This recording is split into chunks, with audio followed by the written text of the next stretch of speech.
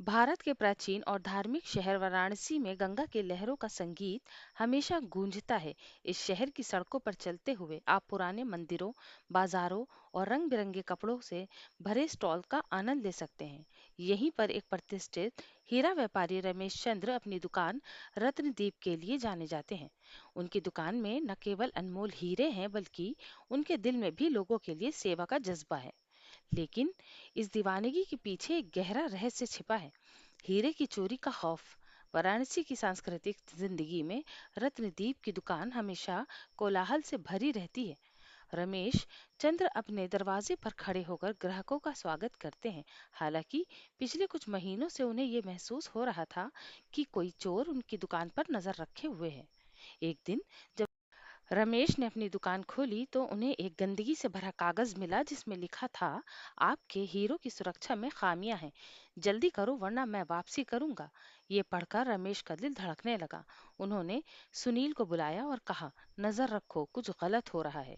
रमेश की बेटी अनिका, जो हमेशा अपने परिवार की सुरक्षा के लिए तत्पर रहती थी, अपनी माँ गीता से बोली, माँ, मुझे लगता है कि हमें इस बात पर काम करना चाहिए। अगर ये चोर सही है, हमारे हीरो का निशाना बना रहे हैं, तो हमें कुछ करना होगा।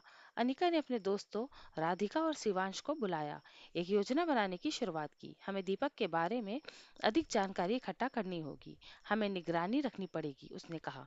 मैं ड्रोन लाकर देख सकती हूँ, राधिका ने कहा, जिससे अनिका को नया उत्साह मिला। कुछ दिनों बाद अनिका, राधिका और निवांश शिवांश ने रात में निगरानी करनी शुरू की। उन्होंने तय किया कि वो दीपक और उसके साथियों की गतिविधियों पर नजर रखेंगे।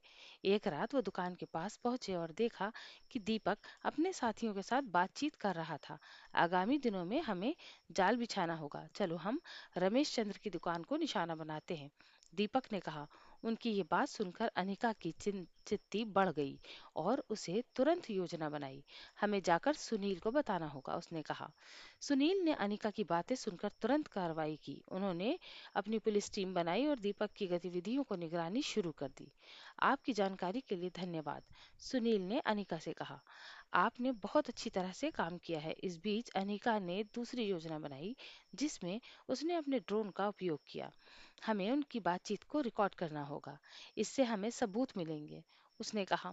उसकी योजना सफल रही और उन्होंने दीपक के बिल्कुल पास में जाकर उसकी गतिविधियों का वीडियो रिकॉर्डिंग की। जब दीपक ने अपनी योजना तैयार की, तब अनिका ने अपने दोस्तों के साथ मिलकर उसे पकड़ने का जाल बिछाया। उसने सबको बताया, अगर हम उन्हें दिखाते हैं कि हम उनकी गतिविधियों के बारे में नहीं जानते, तो वो खुद को सुरक्षित समझेंगे।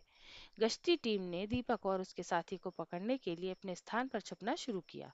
जैसे ही दीपक दुकान के पास पहुंचा, पुलिस ने उसे गिरफ्तार कर लिया। जब दीपक को गिरफ्तार किया गया तो अनिका ने कहा, इसमें हमें ये सीखने को मिला कि अगर हम एकजुट रहें, तो हम किसी भी चुनौती का सामना कर सकते हैं। पुलिस थाने में दीपक ने कहा, मैंने सिर्फ अपने पैसे के लिए ऐसा किया, लेकिन ये गलत था। अनिका ने कहा, आपको ये समझना होगा कि चोरी केवल गहने चुराने का नाम नहीं है, बल्कि ये दूसरों की मेहनत की कद्र करना है।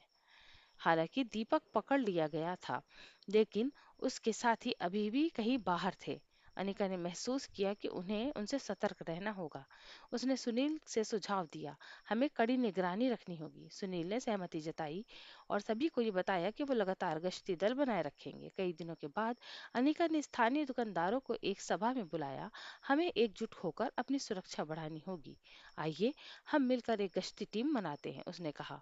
लोगों ने सहमति जताई और अनिका ने स्थानीय निवासियों को एक एप्लीकेशन बनाने का सुझाव दिया, जिसमें लोग संदिग्ध गतिविधियों पर रिपोर्ट कर सके। उसने हम सभी में अपने पड़ोसी की मदद कर सकते हैं, उसने कहा। रमेश की सुरक्षा तंत्र स्थापित करने का निर्णय लिया। शिवांश ने सुझाव दिया, हमें सीसीटीवी कैमरे और अलार्म सिस्टम लगाने चाहिए, इससे हमारी सुरक्षा बढ़ेगी। सभी स्थानीय दुकानदारों से सहमति जताई और सुरक्षा का कार्य जल्द ही शुरू हुआ। कुछ समय बाद अनिका ने देखा, दीपक का एक साथी बाजार में घूम रहा है, हमें इसकी जानकारी तुरंत पुलिस को देनी चाहिए, उसने राधिका और शिवांश से कहा। पुलिस ने उसे गिरफ्तार करने का निर्णय लिया और अनिका ने फिर से सुरक्षा गश्त में अपनी भूमिका निभाई।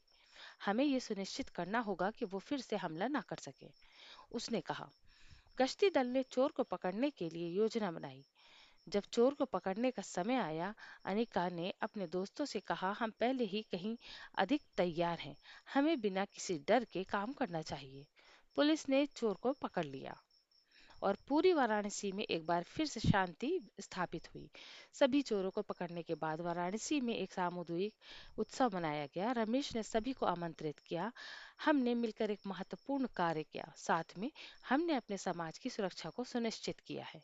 उसने कहा। अनिका ने अपने दोस्तों के साथ बनाए गए एप्लीकेशन का उपयोग करके दूसरों को भी प्रेरित किया।